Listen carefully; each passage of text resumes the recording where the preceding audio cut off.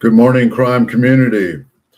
You probably don't know what I'm going to read about today, but no one follows my stream, but a few people. So I, at one point, was talking about Mary Kelley, and now I'm going to talk about another book, Learning to Stand and Speak by Mary Kelley, Women, Education, and Public Life in America's Republic.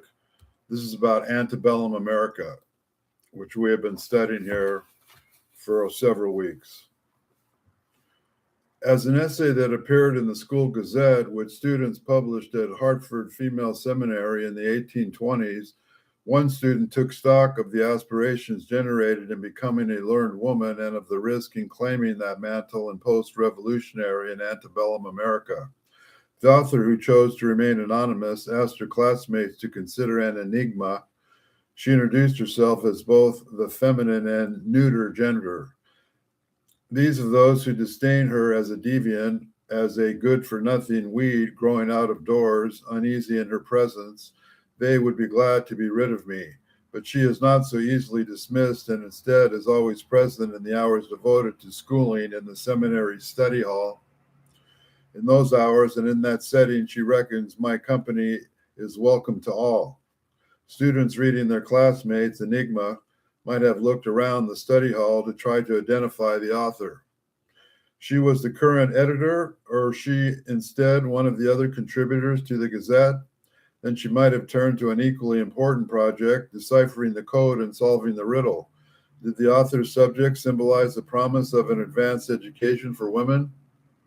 Did the education challenge conventional gender relations? Still playful and still elusive, the anonymous author might have been answered both of these questions in the affirmative, telling her classmates that she was the enigma. The student who calculated the potential benefits and costs was an actor in one of the most profound changes in gender relations in the course of the nation's history, a movement of women into public life. In asking how and why post-revolutionary and antebellum women shaped their lives anew, learning to stand and speak, measures the significance of this transformation in individual and social identities. In the subtitle, Women, Education, and Public Life, subjects its look to the role schooling at feminine academies and seminaries played in meditating this process, in recasting the woman's subjectivity and the felt reality of their collective experience. That education was decisive. Employing the benefits of their schooling, women redefined themselves in their relationship to civil society. As educators, as writers, as editors, and as reformers, they entered the public sphere and the social space situated between the institutions of the family and the nation state. A large majority of the women who claimed these careers, who led the movement of women into the world beyond their households, were schooled in these institutions. Consider it Harriet Beecher Stowe. Stowe's parents, Lyman and Roxana Foote Beecher, had relatively little economic capital. The minister of the Congregational Church at Litchfield, Connecticut, Lyman replied on the parishioners for a modest salary, which included a rare supply of firewood. But that Lyman and Roxana did command had a telling salience. The descendants of families that had migrated to New England in the 17th century both had a large network of social connections. The skillful deployment of this form of capital accomplished its purpose for the Yale-trained minister who was called from an isolated parsonage at East Hampton, Long Island, to Litchfield's prestigious Congregational Church in 1810. Now at the center of a powerful network, Lyman and Roxana claimed the privileges of families long accustomed to leadership in their communities. Lyman constituted social capital for the economic resources typically needed to educate his daughter, Harriet, who was born the year after the family had moved to Connecticut. In return for pastoral services at Litchfield Female Academy, he was able to barter the cost of her education at one of the nation's most prominent academies. Harriet's schooling did not end at Litchfield. Having attended Sarah Pierce academies for the 4 years between 1819 and 24, Harriet was sent to Hartford Female Seminary, which her sister Catherine had founded in 1821. educated in institutions that took the lead in providing a course of study that matched that of male colleagues. Stowe was schooled in the competencies post-revolutionary and antebellum Americans identified as the basis for cultural capital. Pierce and her nephew, John Brace, provided an education that certified Stowe's command of the canon of Western literature. Alex de Tocqueville identified as necessary for remaining civilized or to becoming so. Familiarity with this canon was central to Stowe's education, both formal and informal. Well before she was sent to Litchfield Female Academy, Stowe had received from her family a cultural inheritance that predisposed her to books, to ideas. She took to the printed page from the moment she was able to make meaning of the words and read widely in history, fiction, and poetry. As a child of a minister enthralled with his Calvinist predecessors, Cotton Mather's Marginalia Christi Americana was an obvious choice. Harriet Levin Mather's millennial visions with the novel of Scott and the poetry of Byron. We've just cross-referenced the book again. The education did not stop there. Rosanna and her sister, the beloved Harriet Foote, with whom the younger Harriet spent a year after her mother's death, disciplined her in the manners of bearing displayed by members of post-revolutionary American elite and aspiring middle classes. 6 decades later, Stowe would inscribe the training of the passages of My Wife and I and its sequel, We and Our Neighbors, 2 novels that doubled as conduct manuals for middle classes. Was Stowe representative? No more or no less than any other woman schooled at the female academy or seminary. Some of the more economic capital at their disposal. Others had less opportunity than Stowe to acquire cultural capital before they began their education at one of these schools. Still others came from families well supplied with both social and economic capital. However, if one compares them with other women of their generation, these differences matter relatively little. 2 factors set these women apart. First, their parents' access to resources needed for the accumulation of capital and one more of its forms. And second, their decision to commit the capital to the education of their daughters. Although there was a host of variables that shaped the decisions individual families made, certain patterns can be discerned. The convergence of a market revolution fueled by innovative in transportation and communication, capital accumulation, and increasing shortages in available and transformed the lives of all Americans.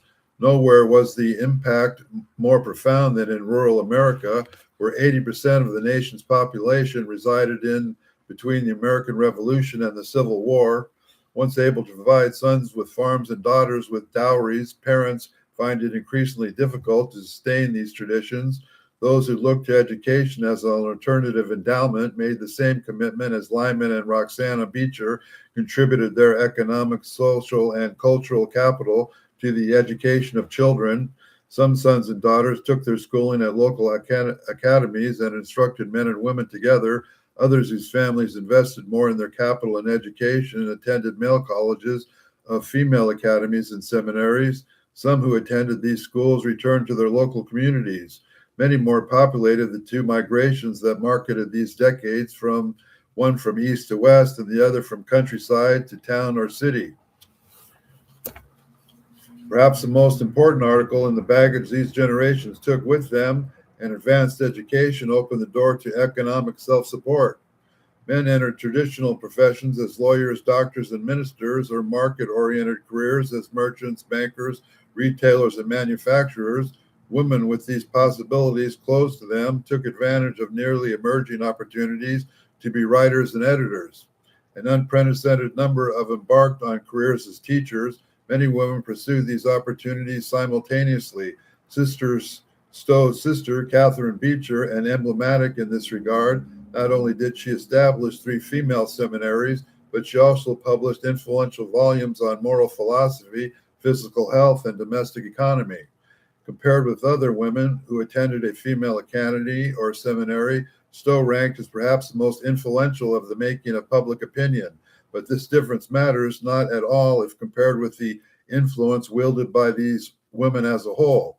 Thousands of women who had access to sufficient resources and who were educated at one of these schools followed the same trajectory as Stowe entered civil society and taking its practice and discourse in an unprecedented direction, rather than conceptualizing the public sphere either as a public with counterpublics or as multiple publics.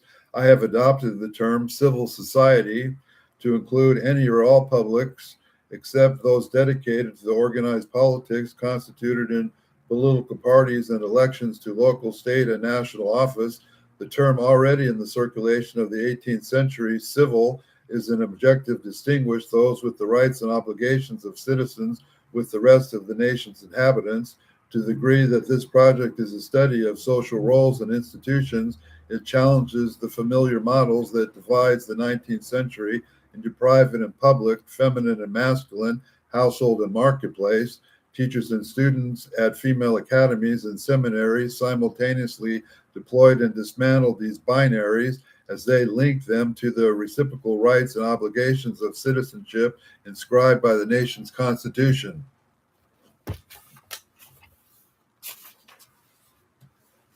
It's a picture of Beecher Lyman and his children. Women boldly entered civil society beginning in the 1790s and increasingly larger numbers in decades later. Sarah Joseph Hale, editor of the Ladies' Book, later Godey's Ladies' Book, spoke in the importance of the institutional and discursive spaces in which they exercised influence in the aptly titled Conversazione, which she published in January 1837. Hale called the publicly broadly conceived civil society its most inclusive form. Antebellum Americans defined civil society as a national public in which citizens were secured in basic freedoms before the law. Embodied in the Constitutional Bill of Rights, their freedoms included speech, press, and assembly. Hale and her contemporaries are invested civil society with a more specific meaning, marking it as a public inhabited by private persons. In addition, they set the boundaries of the public, excluding the operations of the market economy from its domain. If the pre-revolutionary compromise denied women access to participation in the public sphere of organized politics, it left civil society fully open as a public sphere in which the first white and then black women were able to flourish as never before. Instead of restricting them to the household, the Republic's establishment facilitated the entry of women into the rapidly expanding social space. Post-revolutionary and antebellum European Americans constituted civil society as a series of sites, each of which emerged as a specific historical context. Free African Americans in the North and the lesser extent to the South acted in parallel settings, challenging discriminatory premises and practices of European Americans. Despite differences in temporal identity and emphasis, European and African Americans were all linked in a common understanding of social society as composed of private citizens meeting together. These discursive and institutional spaces emerged in the middle of the 18th century as institutions of sociability where the property gathered for conversations as they were transformed into the post-revolutionary decades into entities more explicitly engaged in the making of public opinion, and they came to the fore yet again in the 1830s in the voluntarily associations Tocqueville identified as the key medium for articulation of the citizenry concerned with spiritual uplift and moral reform. From the post-revolutionary academies of the antebellum seminaries, students prepared themselves for engagement in civil society. Most notably, they fashioned a subjectivity in which rights and obligations of citizens were fundamental to their sense of self. Elite white women took their place at tea tables and salons, institutions of sociability that, along with male clubs, taverns, and coffee houses, were dedicated to making public opinion. The sociability of the 18th century elite practice not only separated European Americans from multiple others, but also marked them as privileged relative to their counterparts in the lower ranks. Post-revolutionary and antebellum European Americans established a host of institutions ranging from organizations dedicated to benevolence to movements for social reform, including white women's rights and black people's emancipation, to institutions variously called literary societies, reading circles, and mutual improvement associations, described by Tocqueville as intellectual and moral in their orientation. These voluntary associations were a powerful resource in the making of public opinion. Like their 18th century predecessors, antebellum European Americans who engaged in the organized benevolence demarcated the elite and the emerging middle classes from the multiple others whom they defined as uncivilized objects of reform. European Americans and African Americans enlisted in movements calling for the rights of white women and the end of slavery took the opposite track. In contrast to those who insisted upon conformity to the prevailing order, they protested sexual and radical discrimination. In addition to editing Godey's Ladies' Book, Hale published Woman's Record, or sketches of all distinguished women from the beginning till AD 1850, a compilation of 1,600 individual biographies in a volume that spanned the centuries of the birth of Christ to 1850. She devoted more than a third of the passages to women still living, herself one of the nation's most powerful makers of public opinion. Hale introduces readers to post-revolutionary and antebellum American, most visible contributors to civil society. Although Woman's Record purported to sketch all women who had distinguished themselves in voluntary associations, his celebrated elite and middle-class Protestants with whom Hale shared social status and religious inclinations, African American and white working-class women were excluded, although these women were also prominent in associational life. The approaches taken by all these women illustrate the importance of class and race in defining an individual's engagement in organized benevolence, social reform, and associations devoted to reading and writing. In contrast to their elite and middle-class counterparts, white working-class women concentrated their energies on mutual aid societies. Free American, African American women in the North were likely to link mutual aid not only with the benevolence, but also self-importance and social reform. Free women of color of Savannah, Georgia began and organized church-based benevolent societies in the 1830s. In the same decade, free American, African American women in the North organized literary societies, doubling as acts of resistance the collective acts of interpretation they produced in these societies took as their subjects slavery and radical prejudice, both of which were excoriated in essays, stories, and poems that members published in anti-slavery newspapers. Hale all introduced readers to Woman's Record, to founders of female academies and seminaries, whom she celebrated as exemplars, columns, and articles.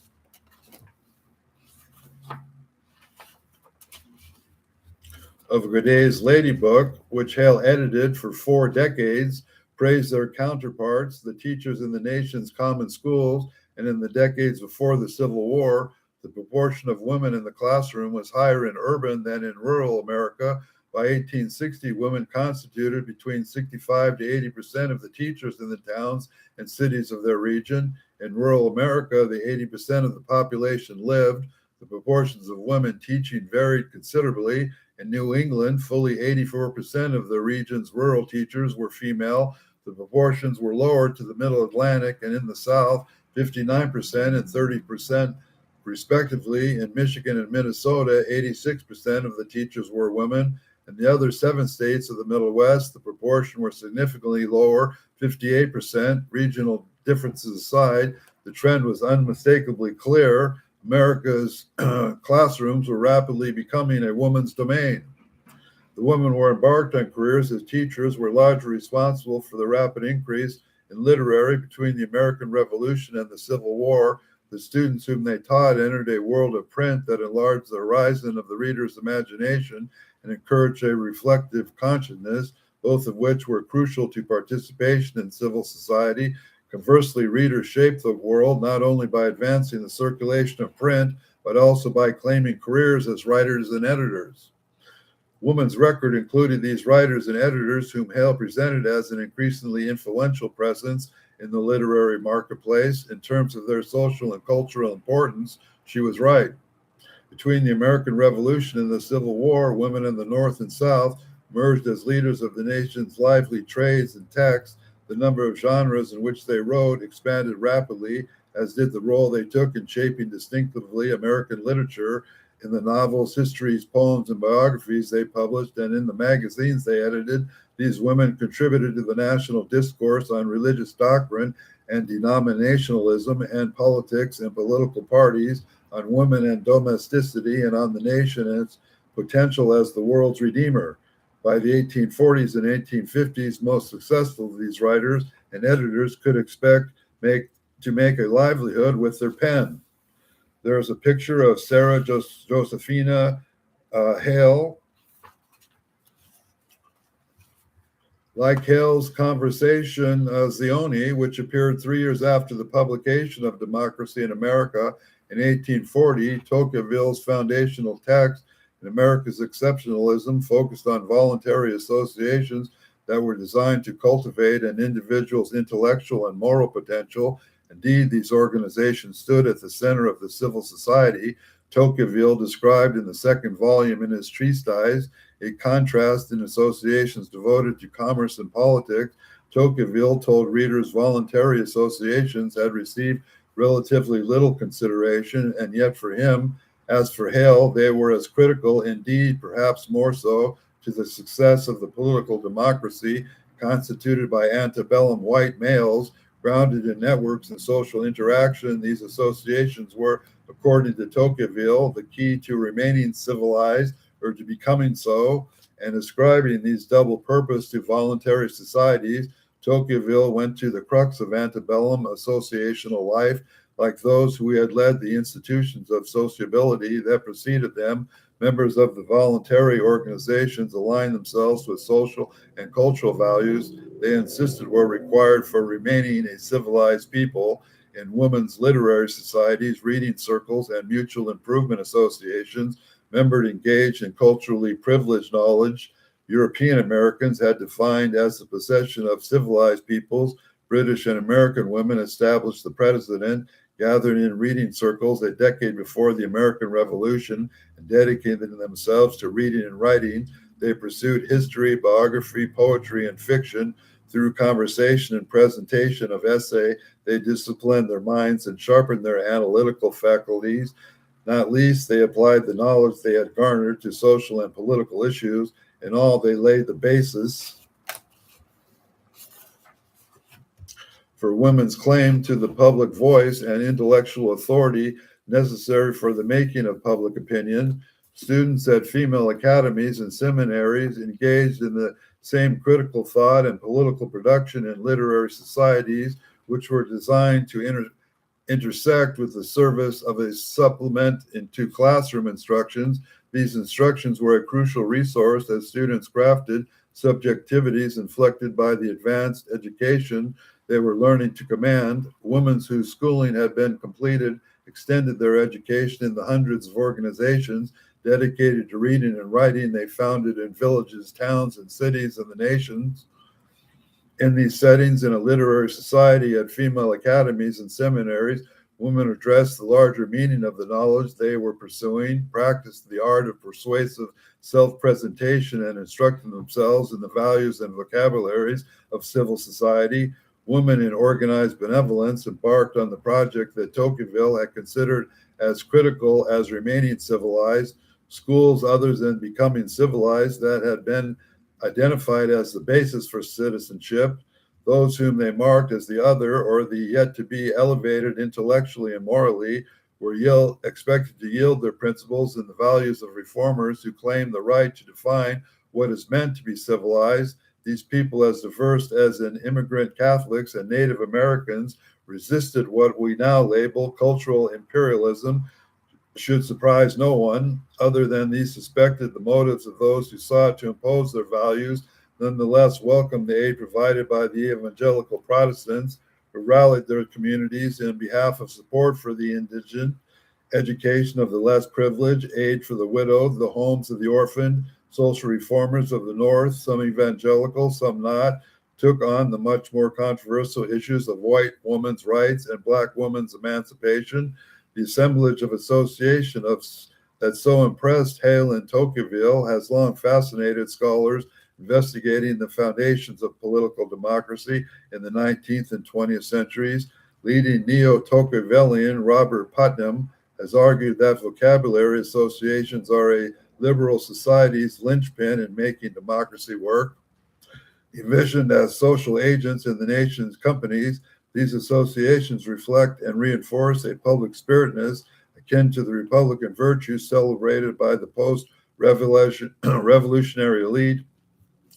In increasing and consolidating shared values, these organizations also serve as a counterweight to the diversiveness of antebellum Americans' conventional politics.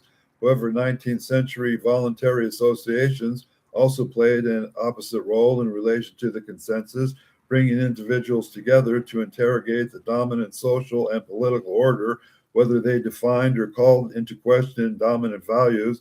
The thousands of women who participated in voluntary association forged lives of the intersection of newly available educational opportunities and engagement with civil society and local, regional, and national communities. If the neo-Tocquevillian model sees voluntary associations as providing support for the masculine state, the model presented here has at its very center a civil society in which women and men engaged in individual action and critical thought. In its female voluntary association, civil society was constructed as the feminine other of the masculine state. Of course, feminine scholars, and I include myself here, have been taught to be aware of binary oppositions. I am introducing this opposition, however, not as an exclusive or limiting binary, but as one among others.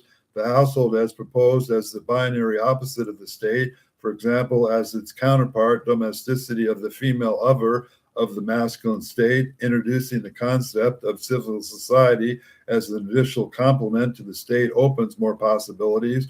It also helps us to see the exclusion from one sphere of action does not necessarily imply confinement to another. The presence of women in the public sphere of civil social society dismantles the false binary that identifies women exclusively within the household, even as it calls into question the symbiotic relationship between the institutional and diversive space and the masculine state. Not all women constituted this site any more than all men constituted the state, that certain women played and playing certain roles in this public sphere, and in the shape, of course, it took a post-revolutionary and antebellum American highlights the significance of education as the key of both women's entering civil society and into the influence they exercise as makers of public opinion.